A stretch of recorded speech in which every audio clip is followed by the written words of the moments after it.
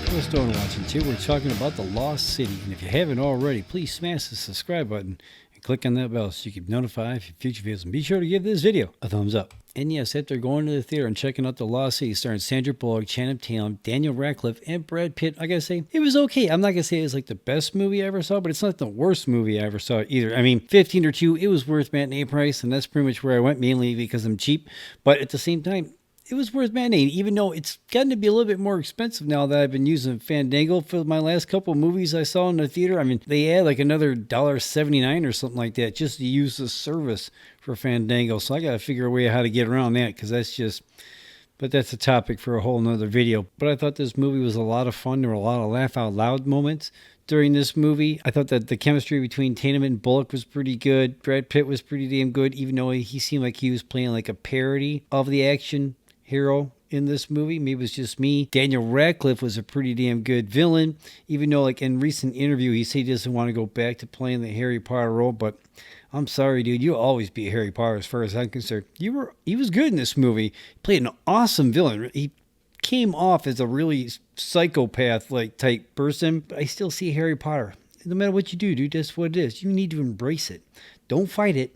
Embrace it. You know what I mean? The Lost City is a 2022 American action-adventure comedy film directed by Aaron and Adam Nee, both whom co-wrote the screenplay with Oren, Uziel, and Dana Fox, from the story conceived by Seth Gordon. The project was announced in October of 2020, with Bullock joining in as the producer and star, Tatum joining that December. The rest of the cast was announced the following year. Filming took place in the Dominican Republic from May to August of 2021. The Lost City had its world premiere at the South by Southwest Festivals on March 12th of 2022 and was released in the United States on March 25th of 2022 by Paramount Pictures, and has received general positive reviews from the critics, with praise aimed towards the chemistry between Bullock and Tatum. Starring in this film, we have Sandra Bullock, Channing Tatum, Daniel Radcliffe, Divine Joy Rudolph, and Brad Pitt, just to name a few. Now, currently, The Lost City is sitting with a Rotten Tomatoes score of 76% out of 143 top critics so far reporting in. Now, over the audience side, we're sitting with a score of 85% with 1,000+ fans so far, telling everybody what they think. And so far, the fans are liking this movie a lot more so than the critics, but not by much. Now, with a budget of $74 million and its total opening box office, as of right now, it looks like it's going to be $34.7 million, knocking the Batman out of the #1 spot after being dominating for the last 3 weeks. It takes the #1 spot, so that's pretty damn impressive, even though that it's, the Batman's been out for 3 weeks, and who wanted to see it has already saw it. You know what I'm saying? I mean, I went opening weekend myself personally.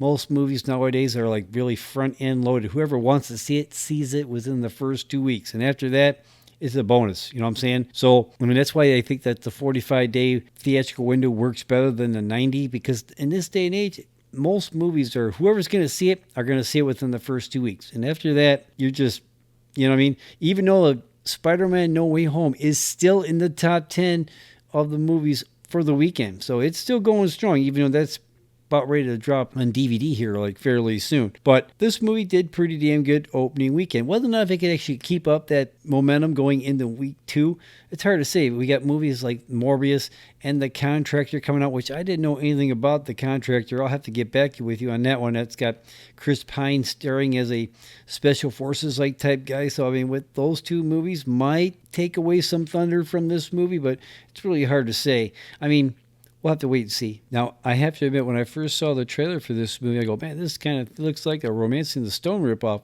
And when you look at the trailer, if you look at the poster, you get that Romancing the Stone-like type vibe. But the only thing about these two movies that are similar is that the female lead is a romance novel writer. That's pretty much it, because after that, it changes completely. Because in the Romancing Stone movie, Kathleen Turner's character actually goes to the jungle to help save her sister, where in this movie, Sandra Bullock's character gets kidnapped and she gets thrown into this adventure. So it's like they're kind of similar, but at the same time they're not. Like, Tatum's character is not the Michael Douglas character that just meets her in the jungle. He already knows the writer. He's like her cover model that for her, all her books and everything. So like they've known each other for quite some time, where it wasn't like that in the other movie. So they kind of are the same, but yet they're not. And this movie at times kind of didn't know really what it wanted to be, because like it was trying to be an adventure movie and it was trying to be like a comedy movie. It was kind of like being like a parody of an action adventure movie.